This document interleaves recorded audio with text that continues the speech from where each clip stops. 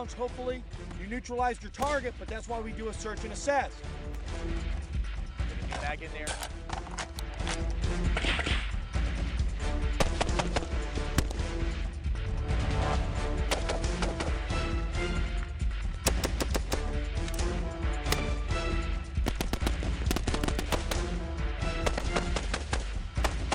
Shoot your target, shoot your partner. Gun!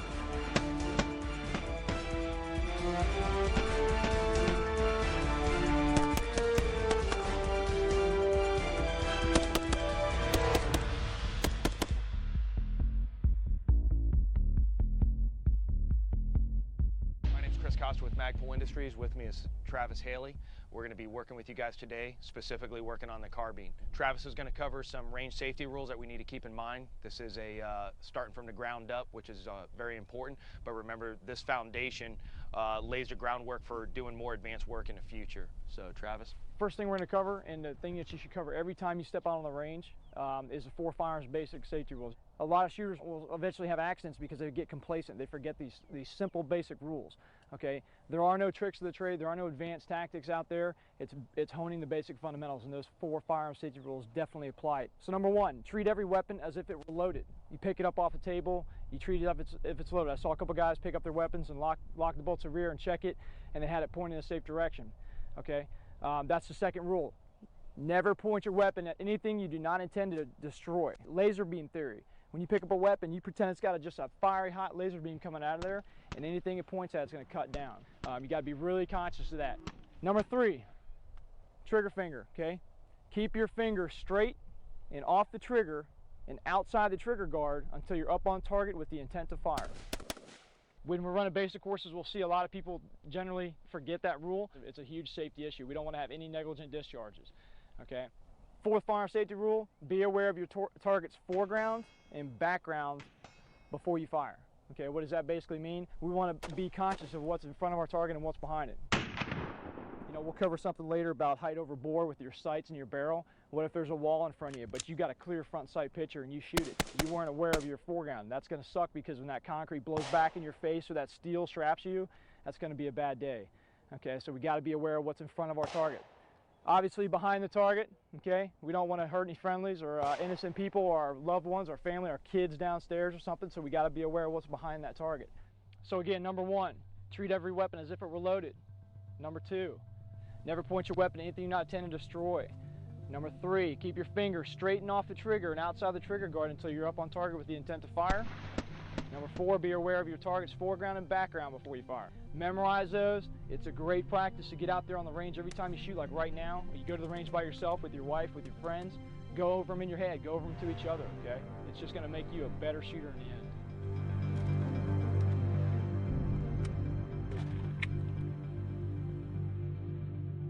Before we go much further though, Travis is going to talk about gear placement, because gear placement is extremely important, the way you guys are set up right now. Some of you guys, there's a variety of slings out here. Some of you guys later on will carry a secondary weapon system on you, so it's very important where you sling your primary. So we'll cover that real quick. Yeah, like Chris said, there's a big variety of gear out here, different setups, vests, belt systems. So I think what's going to happen today in a basic course, you're going to find the best place to place your gear. You're going to find that some things don't work for you. So talking about right off the bat, our gear magazine placement, okay? We're going to go in detail speed reloads and tactical reloads later, but when you want to index a magazine, okay, we want to be able to index it, okay, in a manner when it comes out, it goes into the weapon with the least amount of waste movement. I like to run my rounds to the rear because I'm kind of a beer can gripper. When I grab my magazines, I like to index it with a full beer can grip, is what you'll hear it called in the industry, okay? And when I rotate it up into the gun, I have maximum control on that magazine, okay? You'll see a couple guys like Chris facing it forward. Great technique, because he's maintaining his consistency of the way he has his pistol magazines, okay? Because he can index that pistol magazine and rotate it right up into the gun, okay? He does the same thing with his M4 magazines, but notice when you see him load, he'll have a nice, firm, solid grip. It'll be sitting in the palm of the hand, and he'll have his finger indexed on the side of the front of the magazine, and when it comes up, he still has just as much control as I do, okay? But y'all see a lot of people fidget. They'll pull it out of their gear, okay? Talking about vests and stuff. Down here, Easy for me to get, index, and pull out and insert into the gun. Coming out of the vest may be a little different story, okay, because now I may have to get a snap off and I may just get the end of it. And now you see how much contact you've got on the magazine. That can be a bad thing because you'll see a lot of shooters start to bobble. They won't get it in and they'll get frustrated, and they just get more and more frustrated as they try to work it, and then it just becomes a horrible reload. Okay, so again, find the best way that works for you. Okay, efficiency, break it down mechanically. Does this work for me rounds forward, or does it work better for me with the beer can grip? Okay, as you run your magazines around your gear, I like to have mine set up on my left side with the beer can grip, but as I go over to my right side with the magazines, which you'll see some of the guys have mags all across their front, I'll actually switch them around, and then I'll do the finger index. Okay, so again, thinking about your gear and setting it up properly just sets you up for success.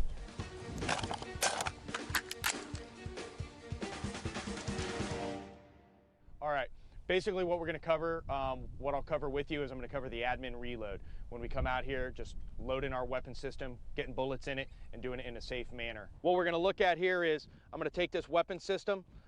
I can verify into the chamber. I have it up into my workspace. At that point, I can reach, index my magazine. One of the things that I'm going to look at is where the bullet placement is in the mag. Obviously, these are staggered, so I can see that it's feeding off the left side. So as a good rule of thumb, it doesn't really hurt. It's value added. I can say left. I insert it into the gun, roll in the gun in this fashion, and I'll utilize the ping pong paddle that's located on the left-hand side of your gun. Push the bolt forward, and then when I remove the magazine, it's feeding off what now? The right. So generally at that point, that round should have went into the chamber. That is one way in which to do a press check. Okay, so we're incorporating an admin load and also a press check.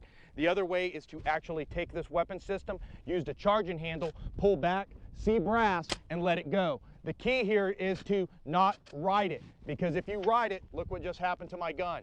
It actually did not seat all the way. And that is one reason why a lot of people prefer the other method of press checking, to make sure that that round is seated in the chamber. Does that make sense? So there are two options out there to do. What did I say the benefit is if you end up pulling this one back? How do you need to let it go? Do you ride it? Just let it go and make sure it seats. If you need to, you can utilize the forward assist. And one of the things that I'm also preparing myself for, and I want you guys to understand, this is just admin reload. But the big picture here is all these little fundamentals of efficiency that we're working on in training start translating. So if I did a shooting and moving drill and we had to actually go into doing a speed reload, what you would find is this admin load looks similar to a speed reload. And in doing so, I look over the muzzle and I can actually see where I'm walking it with my vision, which is extremely important. So what we're trying to do is build on those fundamentals from the get-go, practice them so that everything is consistent. Everything that I do is consistent. What I'm going to have you guys do is get online. I'm going to have you guys do an admin reload. Go ahead and look at the top of the magazine. Which side is it on? Right. Okay. Make sure you get a good seat. And then the old Kalashnikov, manning up. So it's generally great to lock that bolt back to the rear when doing an admin reload. Also ensure during this process that your safety's on. So in a sense, when I lock that bolt back to the rear, it allows me to engage the safety, which I like. So I already start off with the weapon system on safe, and then when I charge that weapon system and go bolt forward, the safety's on. So if I did break one of the firearm safety rules, what would be there to back me up? The safety.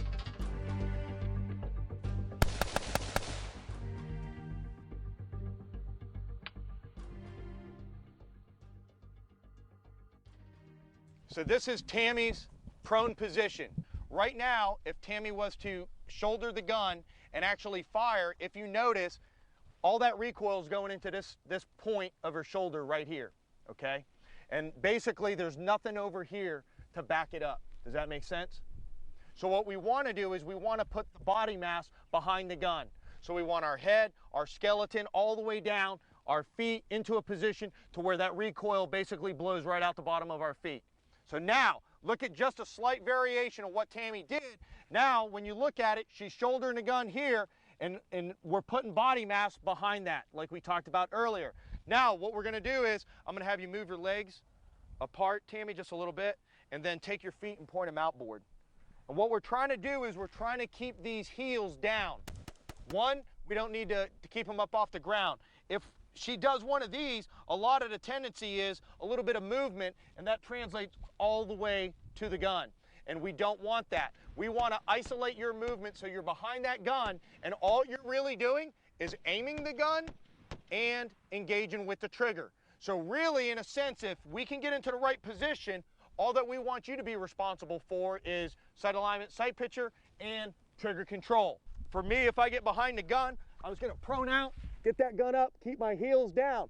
Some of you guys may not be that flexible. This position right here where your feet are, that may be as far as your ankles and feet actually go.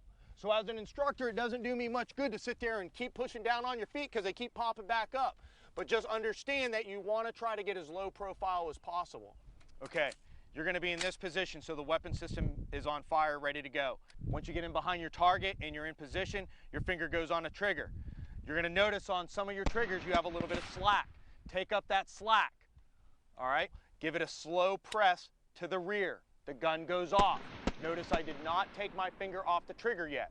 The gun will cycle.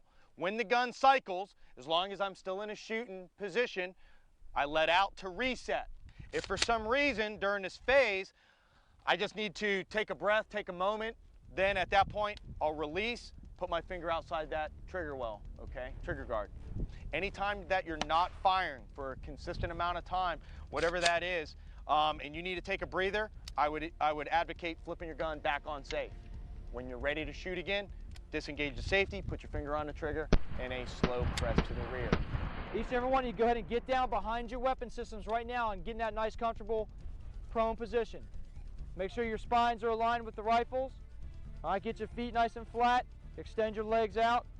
If you can, we try to keep the magazine off the deck, mainly because it can cause a weapon malfunction, okay? If you have pressure pushing this way on the magazine, if you keep forward pressure, meaning if the magazine is actually now going this way forward, there's a good chance you're going to have a malfunction. So that's why, as a rule of thumb, you want to keep that magazine up off the ground. It comes down to a gear issue. If you have doubt about your gear not working on the ground, then don't put it there. They should be reliable on the ground. So if you ever get on the ground and you fire, you know, it's a good test. Put all the weight on your weapon system on the magazine, fire some rounds out, and if you have a malfunction, I'd suggest throwing that magazine away and getting another one. All right, Tammy, we're gonna fix you. You're a little crooked, okay? All right, go ahead and let go of the weapon system. Let's go ahead and push this in just one notch, okay? Now, go ahead and straighten your body out. Let go of the weapon, pretend it's not there for a second, okay? There you go. All right, if you're having problems with this stock position, the best thing to do when you're shooting iron sights is kind of get your nose really close to that charging handle, okay? It's a good reference point. Now, one of the things that we can do when we get ready to sight in, I'll have you guys sight in on a target, then I'll have you close your eyes, open your eyes, and make sure that you're still in that same position, okay? If all of a sudden you realize after you close your eyes that you actually have to move your gun, then you have to move your whole body position over, because I do not want your muscles holding a gun into position. I want the gun to be in position and you to just manipulate your trigger finger. We want to set and establish our baseline, so we're going to utilize our iron sights first. And then if you're running a red dot optic, no matter what type it is, then the great thing is we can co-witness to where our iron sights are. So what we're going to do first is we're going to fire a group with our iron sights. We're going to get that group on target and move it to where it's point of aim, point of impact. So basically where you're pointing, those rounds are going. The sights are here, then move your entire body to get it here, okay? From there, what we're going to do is we're going to take our dots and move it to the front post of our iron sights. And what we're trying to accomplish is we know our sights are already good to go. We know that the bullet impact is point of aim, point of impact. So by cranking our red dot down to the tip of the front sight, it saves us a lot of work down range. Anybody here know what respiratory pause is? Okay.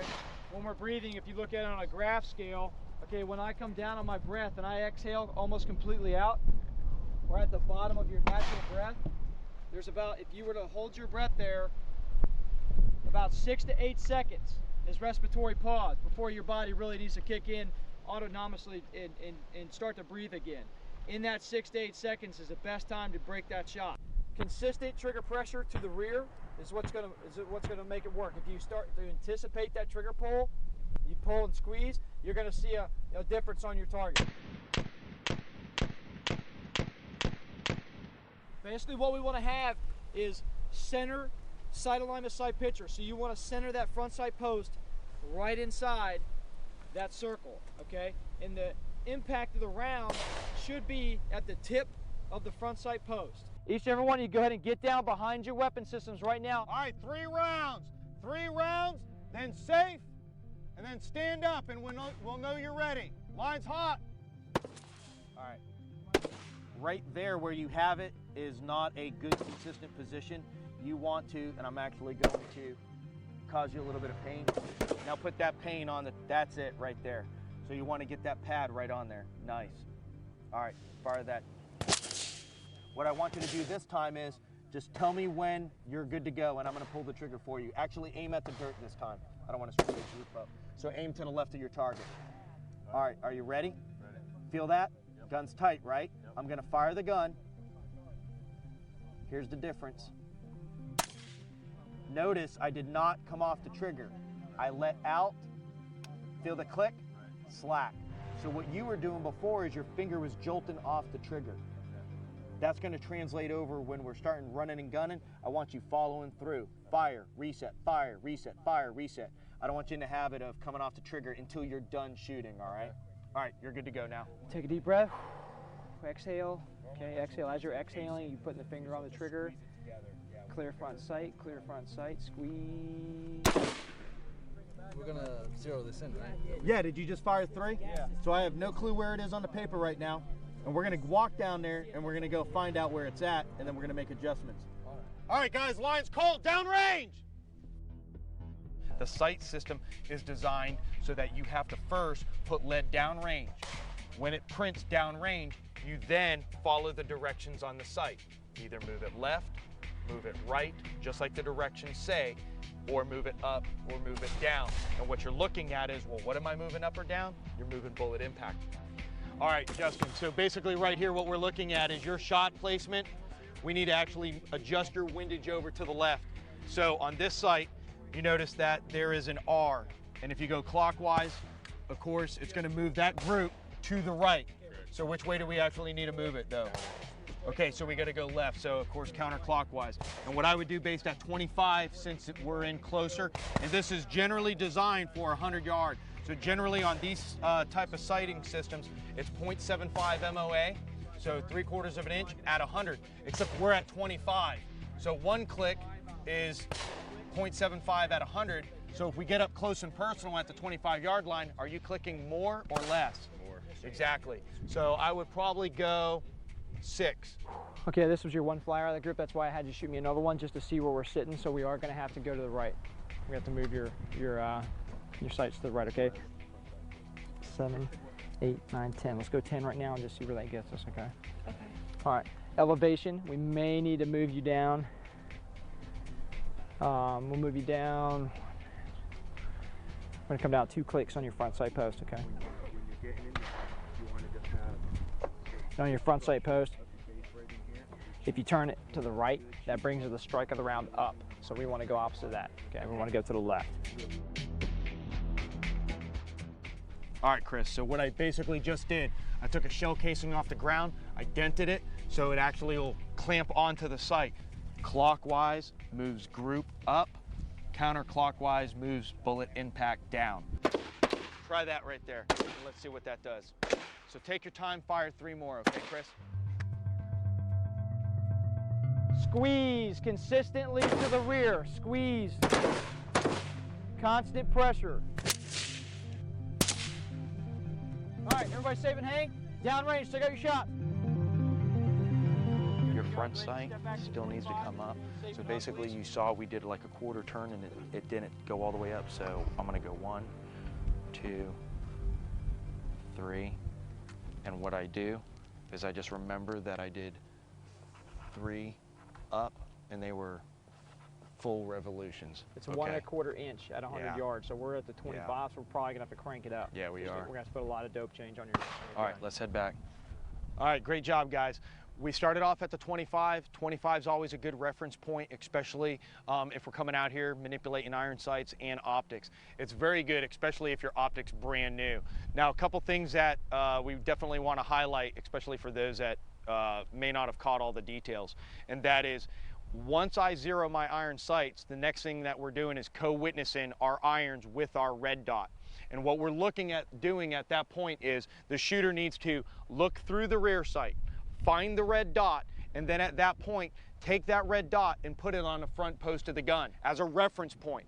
Then you're gonna basically, after that is completed, fold that rear sight out of the way. Now what you're gonna notice is as soon as you fold that rear sight out of the way, your front sight or your red dot is actually going to be in a position above your front sight, and that is okay because you are forcing in the beginning to look through everything so it's always in alignment, and then when you just look through the optic, it's above that, and that is fine. So for instance, like Shelly, she can take her rear sight and fold it down.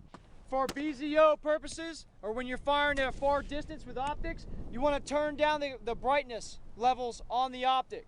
Get it as dim as possible to where you can see and focus on the target. Right now we're on the 50-yard line, and you guys just got done confirming at 25. We're backing up to a 50, so I want you guys shooting point of aim, point of impact, so your impact should be dead center of that orange at 50 yards. The farther you go back, the more your fundamentals are going to have to really kick in, okay? That nice sight alignment, sight pitch, or clear front sight if you're using irons today only, okay? Focusing on that target and centering that red dot inside the aperture of the tube or box or whatever you're using, whichever type of optic you're using.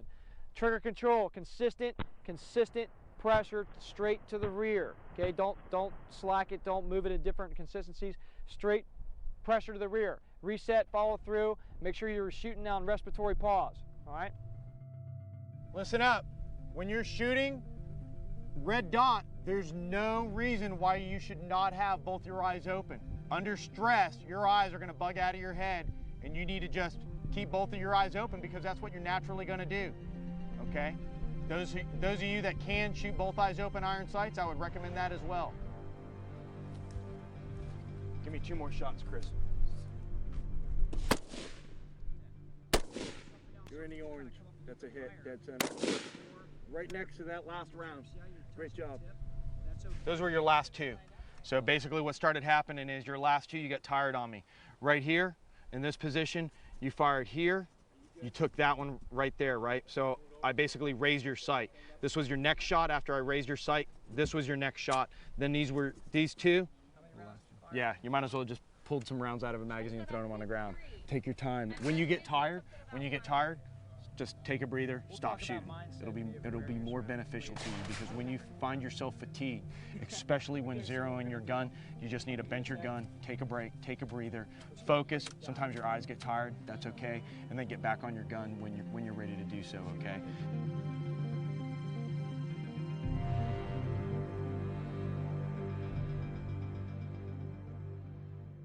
Okay guys, we've done our BZO now. The next thing we're going to go into is a little more up close and personal type shooting, okay, which is what this kind of class is based around, defensive shooting stuff. Okay, we've got our battle sight zeros on the weapons. We're moving forward in the dynamic realm, okay? We're going to talk about stance. I'm going to use Chris as an example here, all right? Let's look at it. It all starts with the feet. We'll work from the feet and talk our way up with the stance, all right? You can see right now he's kind of nice and relaxed. He's in a standing like you would normally stand around in conversation mode or whatever.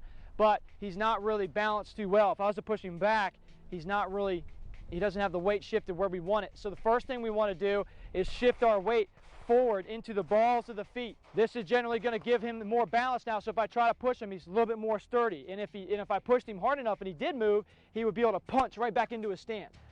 Next thing we're talking about is the knees. He's going to have a slight bend in the knees. He's going to have a forward bend in the waist. He's not going to kick his butt out, okay? He's going to slightly bend forward in the waist. He's not straight up and down, all right? He's putting his weight into the weapon, so it gives the bolt a rigid abutment to recoil against, okay? If you were to put this weapon against a concrete wall and pull the trigger, that's what we want, all right? So we would need to replicate that concrete wall. Moving up the body. Let's talk about the shoulders. Notice his shoulders are nice and tight. He's got good tension set. He's rolled them in into the weapon, all right? He's putting more of that forward pressure into the weapon to help with that recoil abutment, okay? Next thing is elbows. Notice his elbows aren't chicken winging, okay? How many guys seen that in the movies? All right, we don't do that. We keep them in tight. First of all, we don't want to get them shot off. Secondly, it keeps that tension set through the shoulders and translate down through the arm and then into the weapon. Moving forward, notice where his stock is, all right? His stock is not up and out of the shoulder. Go ahead and show that up really high. You'll see, guys, they'll bring the weapon up to their face, okay? All right, which is good if you're down here bringing the weapon up to the face, but a lot of times guys will stand straight up, and you can see where's the center line of bore. It's coming right over his shoulder, just like that prone position we talked about. We want to get rid of that because when he shoots right now, it's going to recoil over the top of his shoulder and his body. Even though his body's in a good stance, it's not going to translate. So he needs to get behind the weapon, put his shoulders into it, and that's going to control the recoil. Notice his head is down on the stock. So if he lowered his weapon down to the low ready, all right, and he drove it up on the target, you notice his head didn't go to the gun. His gun came to his eyes, okay? Because our eyes, I kind of picture them as laser beams. I'm picking out my targets, and I'm bringing the gun up into that laser line. If we're moving our head down, we're probably going to be kind of inconsistent getting that cheek weld every time. Where if he gets into a good stance and drives the weapon up, notice his cheek weld's the same every single time. It's consistent. We'll talk about the grip on the gun. Notice his grip, he's got a high tang grip just like if we were holding a pistol right now. So make sure you get the same grip every time. If we have 1,000 variations of something, it's just working against us. All right, here we go. Vertical foregrips, guys. Not just a cool guy feature, all right, but a lot of people think that it's there to hold on to and grip, okay? It's not. All it is a reference point. You want to find a nice neutral position. You don't want it way far out where you're overextending your reaction hand, but you don't want it so close where you have minimal control of muzzle sway. When you transition from target to target, you don't want to transition and have a sway. We want to be able to transition and stop right where we want to stop. And that's where the good neutral position of the vertical foregrip is going to come into play. Notice where his thumb is. All right, how many guys grab a vertical foregrip like this? Reach around underneath. Okay, no big deal. But we're going to change that today. The reason why we're going to change that, okay, is because putting the thumb high center line of bore is going to help with control of stopping on that target when we start getting into multiple targets and stuff. All right, you have 100% more control of the weapon system like this than if you were wrapped around with a tennis grip or something like that, okay? Now, it's a reference point. He's just using his hands and he's just kind of resting it in there. That's why I kind of like the stubby grips, the smaller, shorter grips, because I don't really use all this down here. Yeah, Andy, can you come out here for a second? Andy, I'll have you Let me demonstrate now somebody that's not using a vertical foregrip. All right, there's basically, I break the grips down in 3 types. You've got 3 different types of weapon systems in the AR world, okay? You've got your standard KISS rifle, which is pretty much what he's running here. Okay, you've got your full-length rifle systems like Chris's SPR back there, or a competition upper, all right? And then you've got your tactical systems where you're running lights and lasers and all kinds of accessories, and that you need more of a reference point system, you know, like what Chris is running with lights and optics, all right? Now, KISS system this will apply for the AK guys, because generally the same grip. All right, notice his grip is a little bit farther back to the rear. That's okay, all right? For his body position, he's kind of a shorter guy. That's what may fit him. That's what may be efficient for him. But the best thing to try to do is get that hand out a little bit more, especially if you've got a longer barrel, all right? Go ahead and break that thumb, center line of bore, kind of like if you were shooting a pistol. You want your thumbs kind of pointing straight forward. It's a good reference point when you're driving from target to target, all right? But you're maintaining 100% more contact on the weapon, and if he was to transition right now, he would be able to stop it much better than if he had a magazine grip. Okay, I see a lot of people do that. Magazine grips are great and all that, but that was utilized back in the MP5 subgun days with little tiny short barrels when that was okay, and you could still maintain 100% control of the weapon. But nowadays we've got these longer weapon systems, a little bit more weight out front. We're running lasers and big compensators, suppressors. Okay, so we need to have kind of a more forward center line of bore grip. It's just going to maintain overall control. What you're going to have to do after we do a few drills is actually move your pistol grip, your vertical foregrip, forward, back, wherever you get it to where it actually works for you. So don't just leave it there. If it's not working for you, if it's not set up for you, put it where you need it.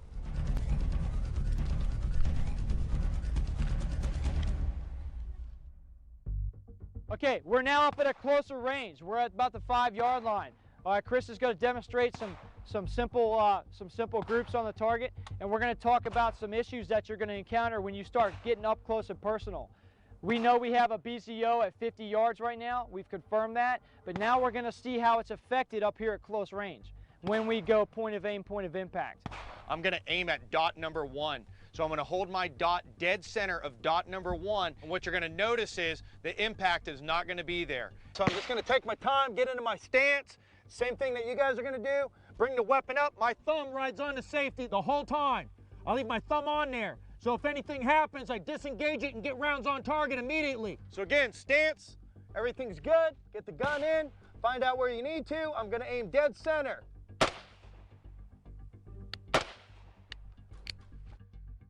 We got a height over bore ratio. Look at these optics. Look how high that dot sits above your bore. Okay, that's called height over bore. You can see that. Look at Chris's sights here. He's got about a 2.5 inches above his bore to his red dot. Okay, maybe a little bit more even. What do you got up here on the target? About 2.5 inches, a little bit more, right? Okay, so keep that in mind when you're shooting, up close and personal. Okay, so now where do I need to aim if I'm gonna get a round somewhere near dot number 1? Somebody tell me where I need to aim. So here, just break it up, somewhere in there. That's actually where I'm gonna aim.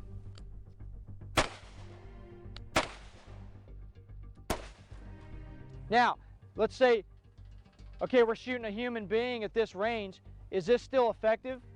Of course it is. Okay, we know that. But the only time that's really going to come into play is if you're like in a hostage situation and you got to take a good small shot. Your target's not really presenting itself that well to you. He's hiding behind a wall and all you see is the top of his head. You need to take that in consideration. You're going to hit the wall in front of him. All right, so the drill that we're going to have you guys do, we're going to have you fire 2 shots. I'm going to have you fire 2 shots into the center box. And basically what you're going to do is check your stance, make sure the weight's on the balls of your feet, everything that Travis just got done saying. Bring the gun up, disengage the safety, fire off your 2 shots, give me a good scan. Now you can do it old school fashion. I'm here, I do the old gun turret back and forth, or you can kind of lower the gun, look left, look right, which is probably a little bit faster because you can just move your head back and forth, and then if all of a sudden you see something, you just drive the gun right over into that location. All right, let's talk about controlled pairs.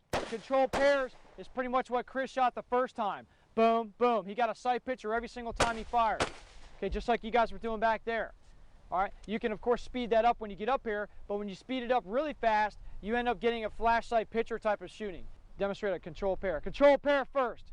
All right, now he's going to do a hammer drill. This is where stance really comes into play, because if he didn't have good weight shifted forward, his rounds would have probably drove up the target. Bust him! 2 rounds, guys, 2 rounds. Gotta get it in that box. You see those are low. Stand by, bust them! Hold a little higher. Don't forget your search and assess, guys. Let's start building that primacy in right now. Let's start learning the right way from the get-go. Be consistent. Okay, that's where shooting starts, is in the mind. Throw it! Don't stand up. You guys are squatting down, you're shooting, and then you're standing up. You stay squatted, stay in that natural crouch. All right, you're kind of really bladed, okay? Try to fix this. You may have to put your stock in a little bit because you're a little shorter. Okay, you're kind of like this. What we want, watch my shoulders. We want to drive forward. See how my back is almost straight across now? So if I had a pistol in my hands, what would I be doing here? If I had a pistol in my hands, I'd drive it straight out, right? Okay, if it's not a pistol, it's a rifle. Did my body position change at all? No. I'm still isosceles even with that rifle. So if we can get that going, that's going to be the best shooting platform we can get into. Just like Travis said earlier, if this was a human or something that you needed to engage and put down, would that have worked? It would have. But for right now, we want to actually get you thinking about what you're doing, and that is, hey, there is a little bit of standoff here. I need to take care of it. So what I want you to imagine is if this is dead center, then where do I hold my dot? Slightly above. And that's what you guys basically told me here on this target. You said, Chris, hey, I said, where do I get a hold? And you said, somewhere above the circle to get my dots, to get my shots there. And you're absolutely right. So take that knowledge that you guys just gave me and apply it to yourselves, all right? And while we're out here the whole day, you need to think about where is your shot gonna go.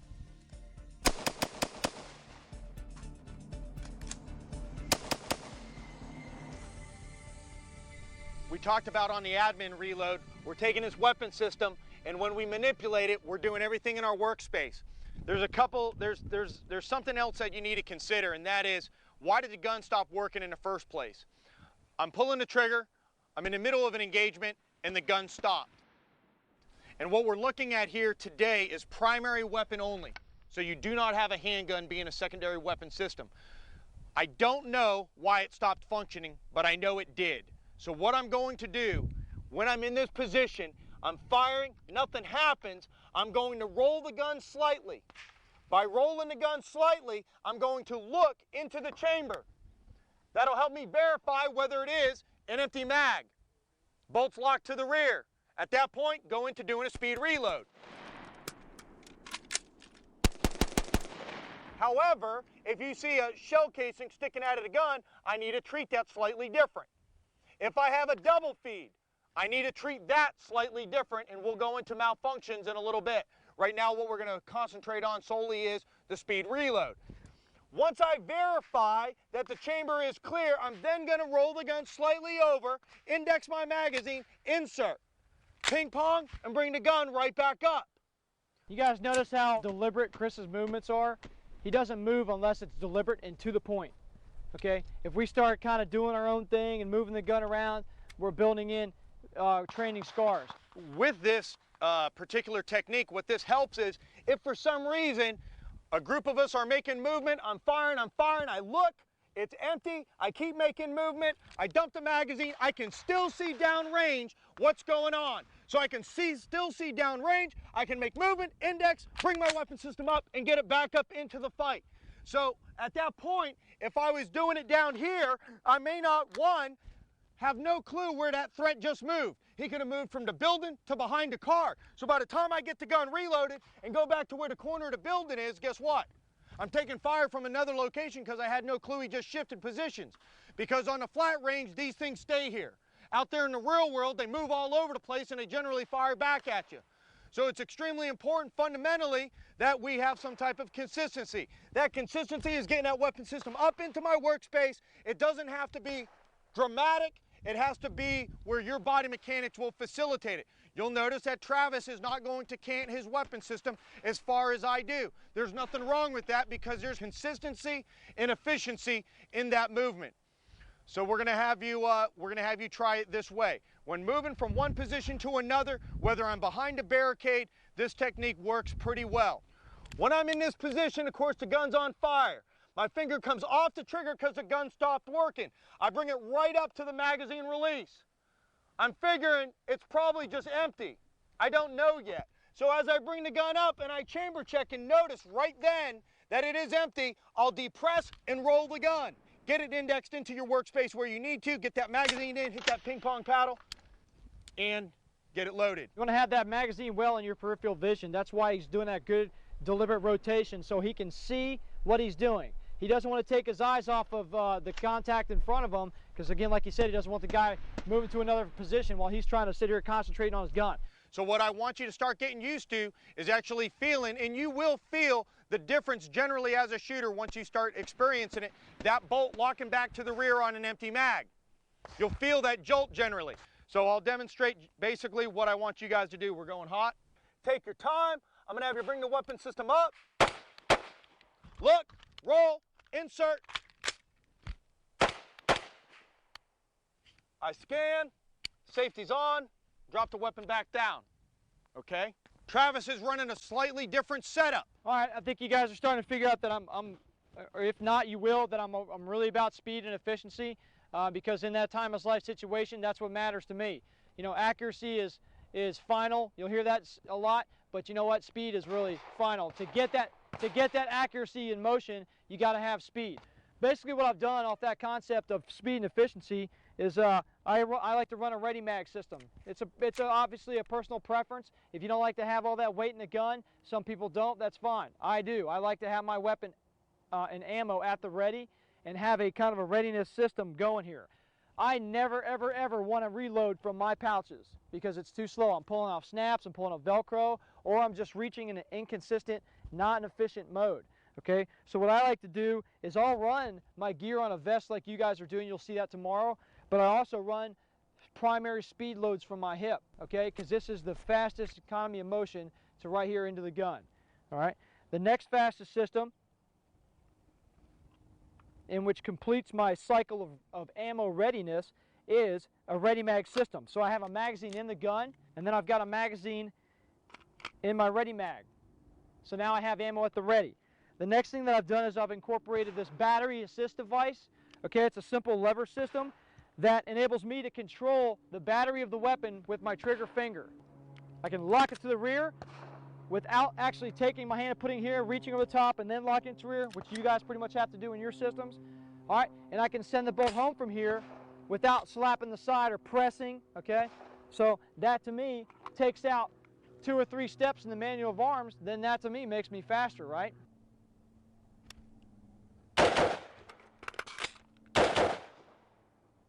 All right, you can see how much more efficient that was, and I didn't have all this motion and grabbing and stuff here.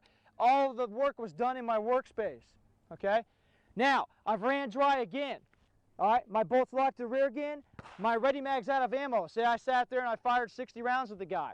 Next thing I'm gonna do is go into that ID, check, and now I'm doing basically the same thing Chris was doing earlier, except using my trigger finger to manipulate the battery assist device and get back into action. Now, if once I get in this situation and I've used my ready mag, that's when I get a lull in the fight, and we're going to go into tactical reloads here in a second.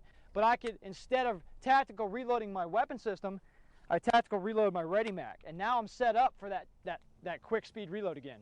All right. This drill is on your own. You will fire at all times 2 rounds, center mass. Bust them. Chamber check, mag release, good. Hustle, hustle, hustle, hustle. Keep the weapon up, keep it up, keep it up. The only thing that should really be working is your arms and the weapon system. Give me 2 rounds. Good job. Now you notice when you fired that second shot, I saw you kind of rock back on your heels. That lets you know that, hey, your stance really isn't that great for a good sustained gunfight. You notice the index when you went like this? Yeah. You're fumbling, okay? If you continue to find yourself doing that, try a different grip. And again, the gear is going to dictate how you grab it. See, I can easily grab mine. Right. You're coming from back here. Right. So we're really we're really working against efficiency, believe it or not, okay? Right. I'm seeing a lot of people are engaging, they're looking, and they're standing up. And you're grabbing your mag, and you're kind of taking your time, you're inserting it, sending the paddle home, and you're kind of hesitating. All right, let's get rid of that hesitation. Let's get rid of the anticipation. Don't get confused that we want you to go super, super fast. I don't care how fast you go from shot to next shot in your speed reload. I care about you being deliberate with your individual motions. If you make the decision to rotate the gun, don't rotate it and look, okay? Rotate and look. See what I'm saying? That's where I want your efficiency in your deliberate movements. Boom. And then stop and go, okay, what am I supposed to do next? That's where we care about your speed and efficiency, not in the overall, the time of the thing. So our goal right now is when you're manipulating that weapon system and it runs dry, you treat that thing with a sense of urgency.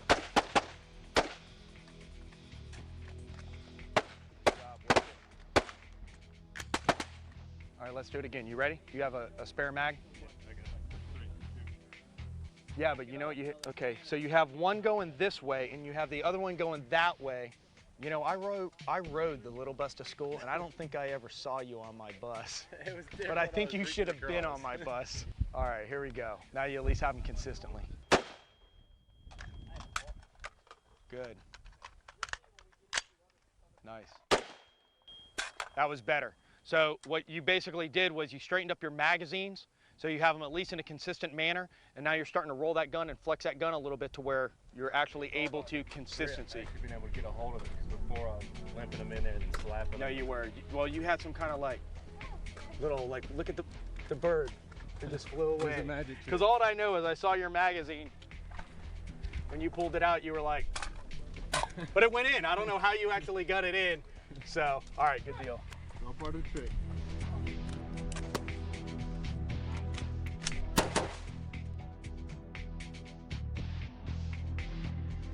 All right, the next thing that we're gonna work on is a tactical reload. The speed reload, obviously something has happened. We're out of rounds. We're in a gunfight. We need to get rounds back in the gun as fast as possible. Now what we're looking at is there's a difference. There's a lull in the gunfight. And if we can, we want to try to top off our weapon system. We want to try to keep it fed with ammo and a fresh supply of ammo as long as possible throughout the gunfight. However, though, there kind of has to be a lull. if there's a lull, and I look at a lull as time and opportunity, time in which to do it. You have to have time in which to do it because it takes a little bit longer to do. Not much longer, just a little bit longer than a normal speed reload. Secondly, I need opportunity. That opportunity can be a good piece of cover. And remember, cover is in direct relation to what the threat is shooting at you with. So, you know, hiding behind, you know, a wood barricade, depending upon that weapon system, it may not be a good place for you. So just remember that as far as cover is concerned. But when we're doing attack reload, we're looking at time and opportunity. Time in which to do it and the opportunity in which to do it. Now, I may not have a vehicle to hide behind, but what I may have is a partner that can provide me cover in which to actually perform this. Now, couple different things to think about, and I'm going to cover it in a variety of ways because everybody's dressed a little bit differently. For me, I'm running real slick. So I have a magazine in the gun. I have no clue right now how many rounds are left. I do believe that I need to get a fresh magazine up into the weapon system as fast as possible, but I also believe that these remaining rounds could save my life. Whether it's 2 or 3 or 1, I do believe that eventually down the road this thing could save my life. So for me, based on the way I'm dressed right now, what I'm going to actually do is index my magazine, my rear magazine. That would be whichever magazine on your body would be the last magazine you would ever grab. I'll then come up. I will form an L and I'll clamp the magazine to the other one. I'll depress the magazine release and I will turn and insert the mag.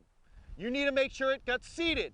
Now, if you notice, as I go to pull this magazine back out, I do not have a good grip on the magazine. So I will roll it into my body so I can index it again and put it back into my furthest pouch. The gunfight goes on, speed reload, I index my forward one, and I'm back up. So all my good ammo is always towards the front. Any partials are towards the rear. That is the way I would conduct attack reload on my setup. I'm not going to put it in my pocket. That's not where I normally feed magazines from. I feed from my belt. A good shooter always indexes your belt line or wherever it is that you normally keep your mags, whether it's on a chest rig. 9 times out of 10, that's where the shooter indexes those things first in an emergency situation. If you thought those 3 rounds were going to be vital to your life, and then all of a sudden you realize when you bring up your hand, you don't have any more ammo, and then you're like, oh crap, that's right, I put it in my sock early on. Well, now you got to get it out of your sock and you're in the middle of a gunfight. You probably ought to just had it on your waist because that's where you're probably naturally going to go. Okay, now what we're going to look at is we're going to look at Brian's setup. What's happened now is Brian speed reloaded this mag. It's gone. Grab this magazine. It's gone. This is what he's left with.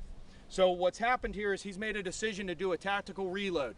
He's fed from the rear. So basically he's done his swap. This one's gone into the gun. He's pulled the remaining 3 rounds back out of his gun, right? Whatever it is, whatever is left. And Brian here has decided to basically get this thing stowed. At that point, if he has time and opportunity, he will bump and start consolidating all his ammo forward. If you're running a dump bag, you have the option of doing it this way, which is stowing it back to the rear, okay? Feeding from the rear and putting it back into the pouch. That is your option as a shooter. Another technique that's taught out there is, hey, dump it. Throw it in your dump bag. There's pros and cons to the dump bag. Eventually, you have to stick your hand in there, maneuver around the variety of handgun and primary weapon magazines that are in there, figure out which ones are empty and which ones have the remaining rounds that are going to save your life. The reason why some people do this is they say, hey, listen, do not mix partial magazines with battlefield ammo. And there's a lot to be said about that. That is very important as well. We want to try to keep all the primary weapon ammo, all that good ammo up, running, feeding towards the front end of the gun. So no matter what happens, I'm always trying to consolidate towards the gun, keep my ammo, bumping it up as I can go, as the situation dictates. However, though, there are those times where you may end up dumping it in a dump bag. Just realize if you put survival rounds in a dump bag, you got to go through the mixture. Who knows what you're pulling out? And remember, the bad guy's moving on you. He's still coming. 1911 mag, Twinkie, Cupcake, you know, primary weapon magazine. Oh, there it is, you know, so you finally got to it. So again, you, the shooter, have to determine what you want to do, okay? And we leave that up to you. Now, fundamentally though, I'm gonna ask you to grab your last magazine, okay? Does that make sense? So fundamentally, we're grabbing the last mag, whichever is your last mag that you would be grabbing. Now, let's just say that I stressed out. I'm here, I'm in this position, I bring the gun up, right? I go to do my tack reload. Is this the proper magazine? I realize it right about here that I grabbed the wrong magazine. Does anybody know what I should probably do? You're right, Tammy. Keep going. Economy of motion says keep going. However, once I straighten this out, I will bump and consolidate my full mag forward, put this one away, and get back up and do what I need to do. And you know why? Because I have time and opportunity in which to do it. So if you make a mistake, again, we're out here teaching efficiency and problem solving. Problem solve it and fix it. Get your stance set. Get nice and aggressive. Tactical reload. Okay, see the problem you run into there? That's why we gotta, it's like we like to show the L shape, okay? That's why we're doing the L shape, to get that mag out of the way. That's where I run that.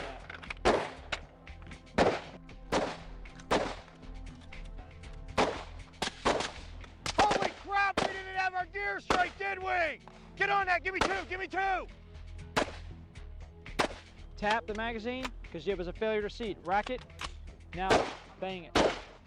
Get the fresh ammo first. Put that back in, put that back in. Mother of God, get a mag in that gun. Make sure you get a good seat on the mag. When you switch it over, drive it. There you go. Hustle up, hustle up.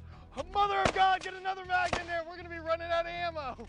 Hustle up, hustle up, hustle up. He's getting up, give me two, give me two. You didn't even get it going. Come on, ping pong.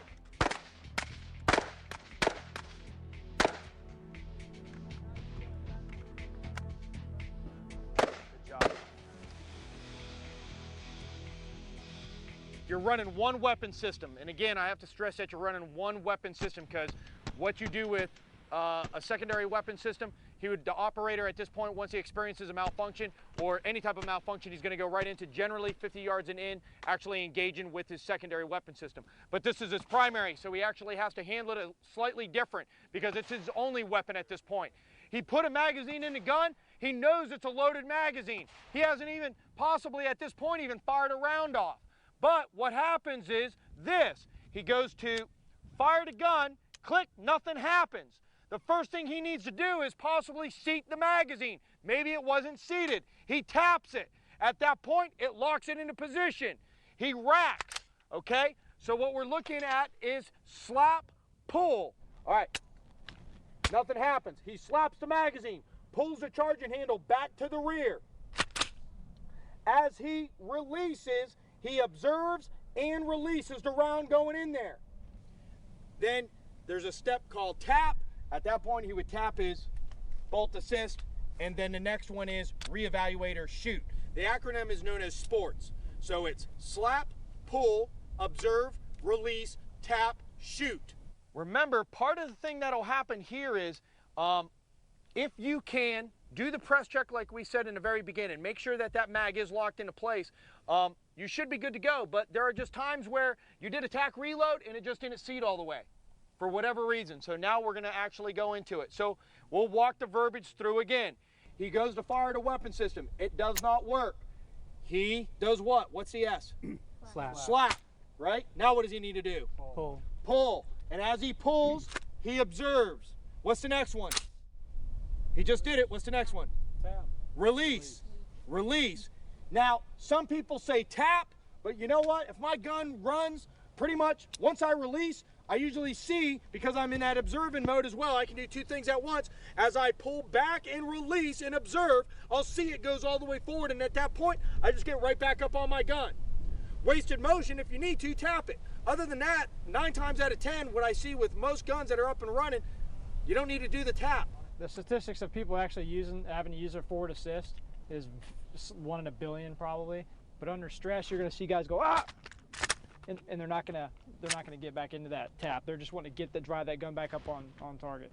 And if you got a clean running oiled gun, that's what we want. We want to just be able to tap, rack, bang.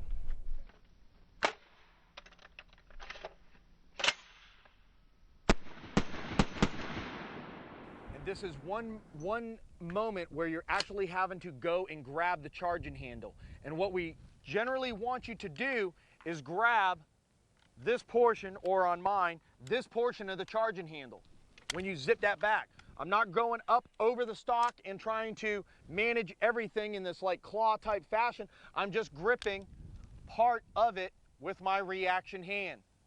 We don't do this either because this is not good economy of motion, okay? It's kind of awkward. Just rack it. So it'll look something like this. I bring the gun up, I simulate, pulling the trigger again. It does not work. So I come in, tap it, rack it, and fire again. Threat! Attempt to fire again. Tap the magazine. Rack the charging handle. Good job observing, Billy. Nice job. Tap it, rack it. Tap, rack, bang. Do it again. There you go. Just push it on, follow through with it. Pull back all the way while pushing down on that. Push this charging handle forward. All right, now we have a double feed. So what I want you to do now is hit the magazine release button and rip the magazine out. Rip it. All right, I want you to see if you can take either your weapon hand or reaction hand, and I want you to just wiggle that and do it. Oh shit, drop it. Don't even need it. Now insert your magazine. If you see that that is clear, then you insert your mag, ping pong. Now you're good to go. Great job, Shelly. I'm getting a little wet right now. Yeah, but we might get a little. We can just keep going until it rains too, and we can always shut down early.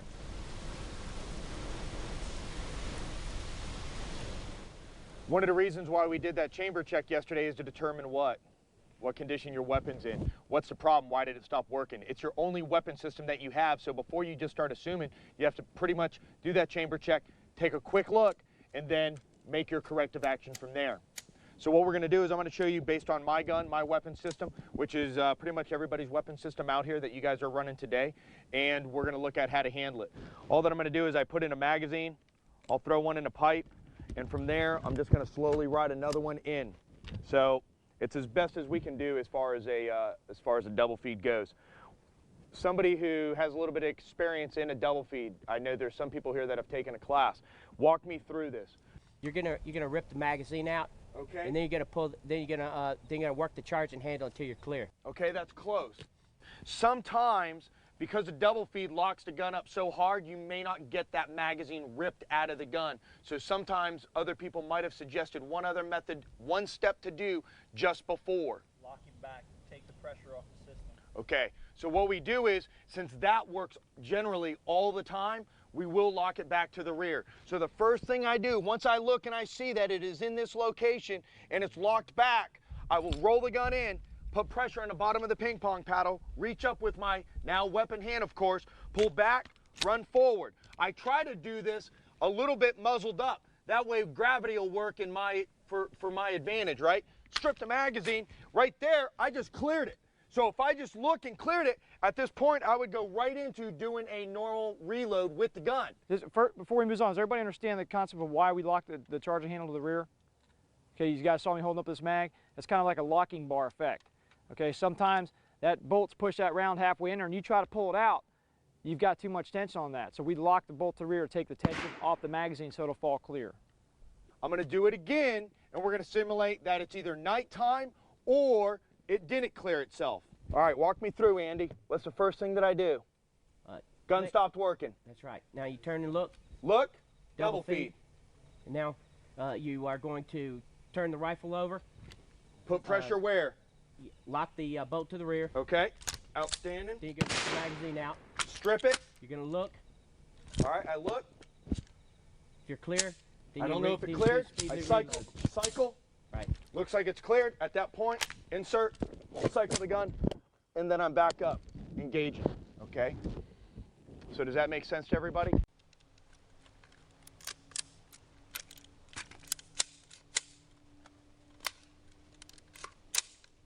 Like Travis said, at nighttime, you don't know if that thing cleared itself or not.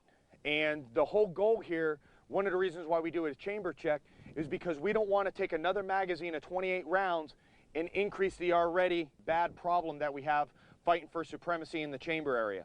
So we don't want to assume, we want to make sure we run through and check it. At nighttime, cycle that gun. Hopefully those rounds did come out at that point, but we'll at least rack it a few times. Travis is going to demonstrate, because there are people that do run ready mags, and it has to be handled a little bit differently. And then he's also going to demonstrate it with the prototype device that we have to make it a little more efficient. All right, yeah, some of you guys have already inquired about ready mags, so I'll go ahead and, like Chris said, demo this. All right, here we go. Okay, ID, lock it to the rear. Okay, strip the magazine out. Rack, rack, rack, okay. Reinsert the magazine, and back in the fight. You can see my hand never left fire control, right? It was always up there, so I can manipulate everything from right here if I need to. I can lock the bolt to the rear, I can strip, rack, rack, rack. So you can see how much more efficient that method is. You can see that the battery assist device is attached to the bolt catch or bolt release, okay? Whatever you want to call it, because it works both ways. It goes down, it goes underneath the trigger guard, and then I can manipulate that right here with the trigger finger. Okay, so when I ID that malfunction, all you have to do is rotate, lock it to the rear. The weapon system is now locked to the rear, okay? When I strip the magazines out, rack, rack, rack, and if I can remember through proficiency and consistency and training, which I try to on a third rack, I'll lock it to the rear. So when I insert that magazine again, all I have to do, press down. Okay, so I just worked out that entire problem, taking out basically 3 steps of the manual of arms to correct a double feed malfunction with just this device. Okay. So I'm going to have you guys start off in this condition. The gun's up, you're in this position, you look, it's a double feed. I'll roll that gun, release, lock the bolt to the rear, strip it. For purposes, I'll cycle. That one's out. Index the weapon again. And fire. Scan, safety on, and move it from there. Okay, so walk me through it before you're under the gun here. So we're gonna put. Okay, good. Outstanding. What? We just forgot something. There you go. Strip it. Oh, got a lot going on in there now. All right, now when you see that, lock it to the rear. Lock it to the rear right now.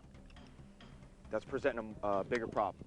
Perfect. Now, I want you to take your hand, because you have pressure on the bolt. It's locked to the rear. Take your hand and wiggle it. Okay, that one's out. That one's out. Grab the charging handle. Cycle. Cycle. Perfect. That one's out. Insert a new magazine when you can. Had to handle that one a little bit differently. Cycle. Give me 2 rounds on 6. 2 rounds on 6. Great shot. The problem here is that a lot of people generally don't like to spend a long time covering double feeds, but it's extremely important, because one little step like you mentioned earlier, Andy, you might be now fighting to get that magazine out of your gun. So if you don't practice it and start remembering the steps, lock bolt to the rear, strip the magazine, rack, rack, rack, reinsert, or like Travis said, if you can be a little heads up on one of those, you might be able to work the bolt to the rear and lock it, okay? Look, lock, strip, rack, rack, rack, feed, rack. So if you can get that down in your head, all right, sounds like a lot, but once you get going through those motions slowly, you remember yesterday we were talking about efficiency of movement? If you guys start doing 1,000 different variations, okay, you're gonna screw it up. If you forget to lock that bolt to the rear and you just try to strip the mag out, you can induce even more problems. That's why that lock is so important. Look, lock. That's what I want you guys to concentrate on today, right off the bat. That's all we care about, getting those steps down, and then we'll connect the dots with speed later on.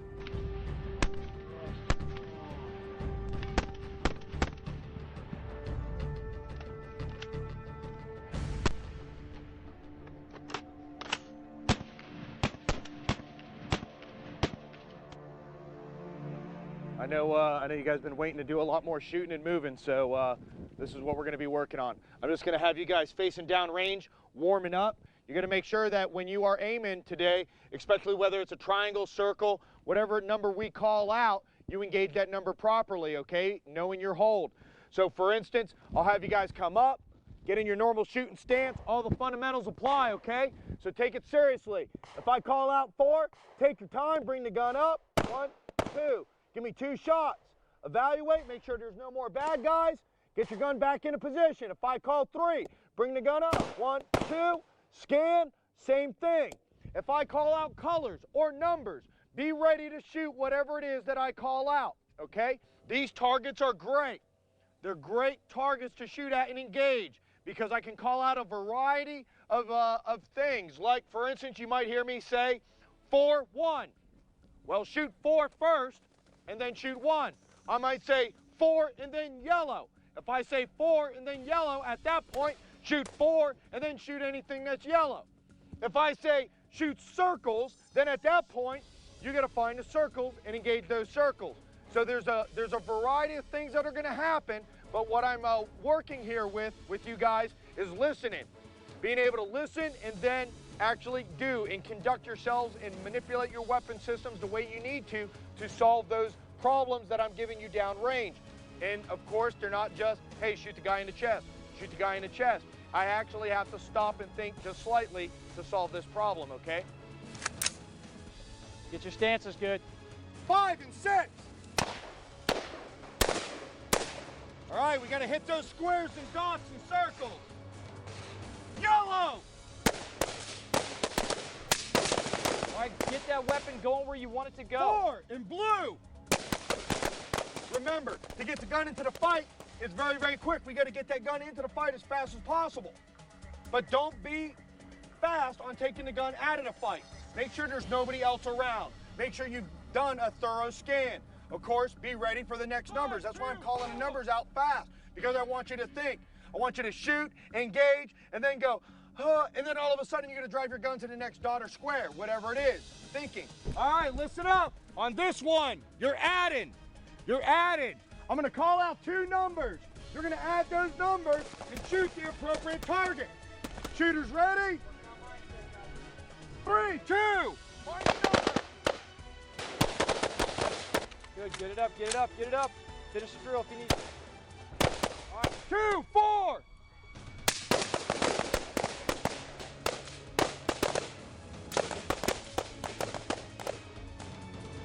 Get on that reload. Get on that reload, Brian. Give me 2 on 4. Give me 2 rounds on 4. Gotta find it for a second.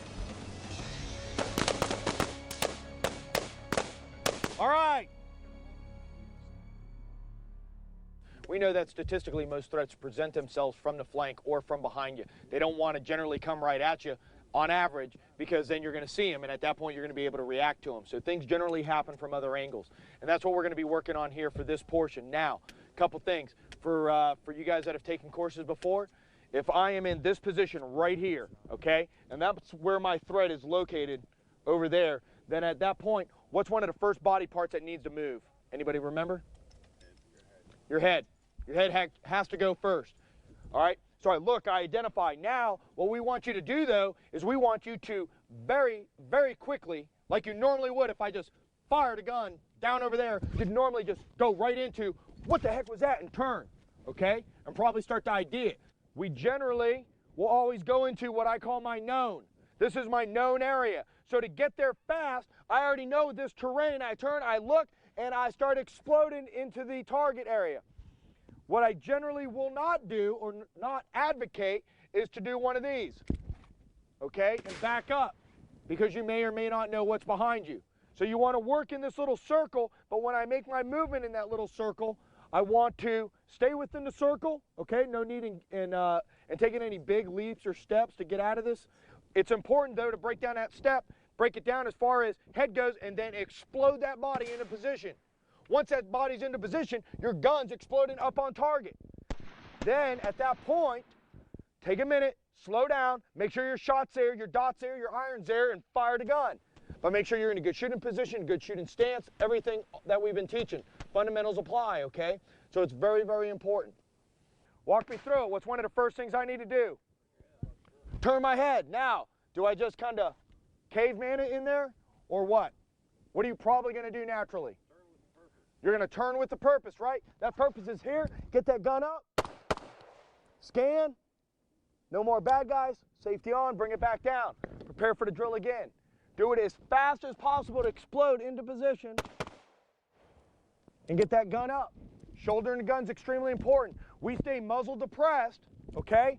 As soon as I can actually start my turn, the safety's coming off and the gun's coming up. This is a safety issue and plus a situational awareness issue. If I'm standing here and we're talking, hey, we're gonna go over here next, you know, blah, blah, blah, and all of a sudden he sees a threat, he's not flagging me at all. He can drive into the target. So it's gonna be important when we're on the line today and you got your buddies, you guys, standing in front of you. If you guys are swinging up and coming across people's feet or backs, that's a bad thing. Okay, that's a safety violation. We can't have that. So keep in mind, kind of like a stripper on a pole, dance around it, okay? You can move around safely and get to where you want to go as long as you stay in your little cone, okay? Face right. Stand by. Blue. Search and assess. Check your weapons. Red. Reload, mag out, mag in, hustle up, get it into the fight, clean that red, clean it. Good shooting, good hits. Stand by. 2, 5. Guys, don't be in a hurry to get back in this position. Stay downrange, search and assess, check your weapon system, make sure it's ready to go for the next drill. Once you're completely done, then go ahead and turn back into your admin position, okay? Also, when you guys do turn, you see threat. Our eyes want to take in information on a threat. That's why we turn our heads first. It's a natural flinch reaction. Whoa, what's going on? All right, I look, I orient my body, my weapon system comes up, but notice where I'm in. I'm in my natural fighting stance. I went from here in my fighting stance to here in my fighting stance. I didn't just turn and try to drive up and shoot. If I can, I want to get back into that fighting stance and then drive my weapon up and shoot. So that's the goal here, okay? 5, 3, 2, 6, 1.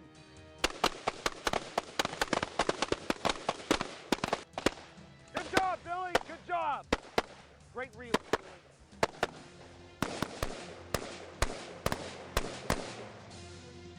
Safety, safety, safety, safety. Take a safety off, take a safety off. Get into it. Get it up, get it up. Fix it. Look, ID, look. What do you got? You got a double feed. Lock. Lock, come on, pull back, lock. Strip. Strip it. Rack. Feed it. Oh, get it up. Rack it. Finish the drill.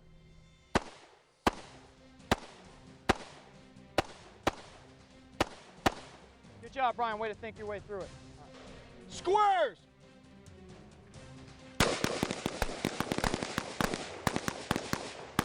Don't hesitate on the execution command. When you hear a command, no matter what color, what it is, I know it takes about 3/4 of a second for your mind to process that color, okay? But we want to turn and see what color that is. Okay, get the movement down first, and then you can process the information. We got to get our eyes and our body oriented to that so we can see what we need to shoot at.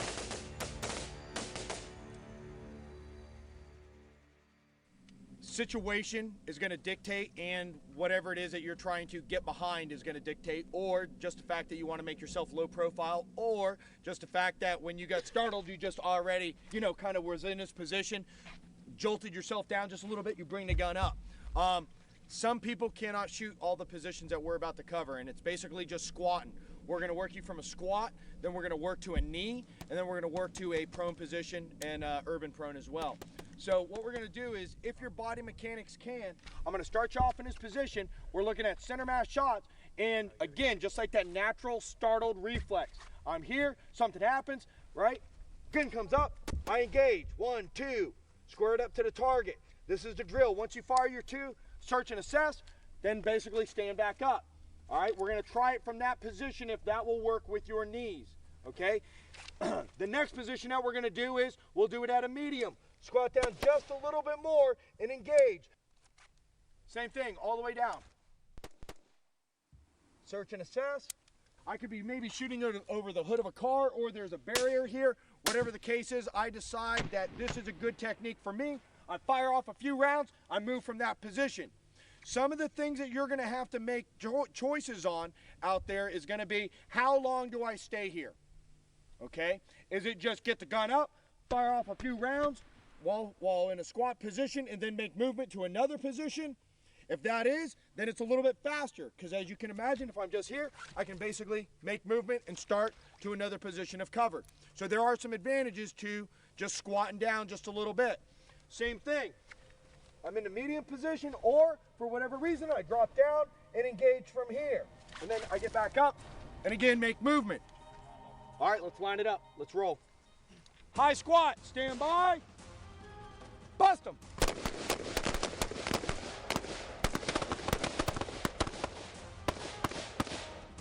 Medium, medium, stand by, bust them. Stay in that good fighting stance, even in the squat. Okay, keep that weight in the balls of the feet.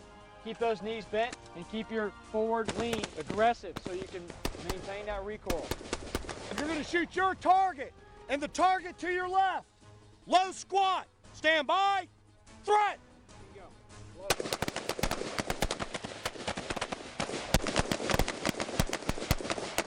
Good. Keep that aggressive lean. Keep that aggressive lean down there. Now, we're going to incorporate it on a 90. So you're here in this position, I'll call out medium, turn, get the scan, search and assess, and then get back into position. Right face, medium. Fix your legs, fix your stance, get in that good squat.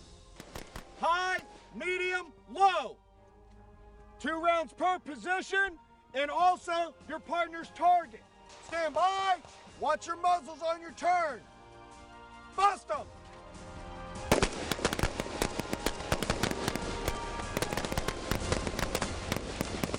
All right, safe and hang, safe and hang.